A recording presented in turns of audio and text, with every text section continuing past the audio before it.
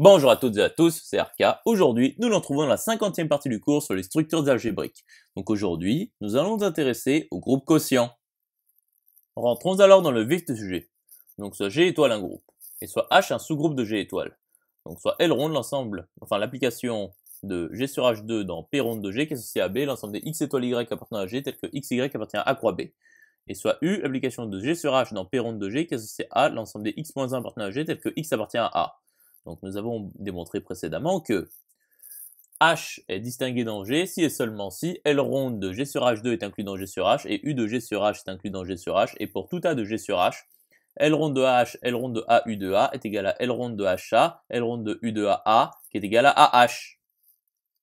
Démontrons alors que H est distingué dans G implique que pour tout XY de G2, L ronde de la classe d'équivalence de X, classe d'équivalence de Y est égal à la classe d'équivalence de X étoile Y, et H est égal au noyau de la surjection canonique CL. Donc nous montrons que déjà la classe d'équivalence, c'est-à-dire la surjection canonique, est un morphisme de groupe. Donc soit XY appartenant à G2 quelconque. Donc d'après une démonstration précédente, nous avons que L ronde de la classe d'équivalence de X, classe d'équivalence de Y, est égal à la classe d'équivalence de X étoile Y. Donc nous avons déjà la propriété de morphisme de la surjection canonique. Donc montrons que H est égal au noyau de la surjection canonique. Donc la notion de noyau de la surjection canonique a désormais du sens. Donc voyons l'inclusion directe. Donc soit Z appartenant à H quelconque. Donc la classe d'équivalence de Z est égale à la classe d'équivalence de 0G, qui est égale donc à H. Donc Z appartient bien au noyau de CL. Intéressons-nous alors à l'inclusion réciproque. Donc soit Z appartenant au noyau de CL quelconque. Donc Z appartient à la classe d'équivalence de Z qui est égale à la classe d'équivalence de 0G qui est égale à H. Par conséquent, H est égal au noyau de CL. Conclusion établie.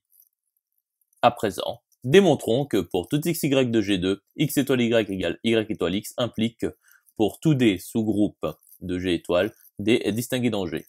Donc soit D un sous-groupe de G étoile quelconque. Donc soit Z appartenant à G quelconque.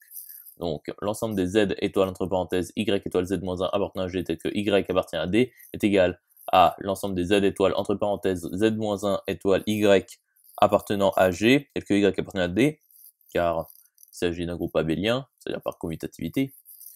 Ce qui est donc égal à, entre parenthèses, à l'ensemble des, entre parenthèses, Z étoile Z-1, le tout étoile Y appartenant à G tel que Y appartient à D, donc par associativité, qui est donc égal à l'ensemble des Y appartenant à G tel que Y appartient à D, et ceci est égal à D.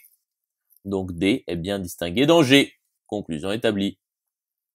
Démontrons maintenant que pour tout XY de G2, X étoile Y égale Y étoile X implique que pour tout AB appartenant à G sur H2, L ronde de AB est égal à L ronde de BA. Donc soit AB appartenant à G sur H2 quelconque. Donc soit XY appartenant à A croix B quelconque. Donc L ronde de AB est égal à la classe d'équivalence de X étoile Y est égal à la classe d'équivalence de Y étoile X par commutativité qui est donc égale à L ronde de BA. Conclusion établie. J'espère que cette vidéo vous aura plu et vous sera utile. Nous nous retrouvons dans la 51e partie.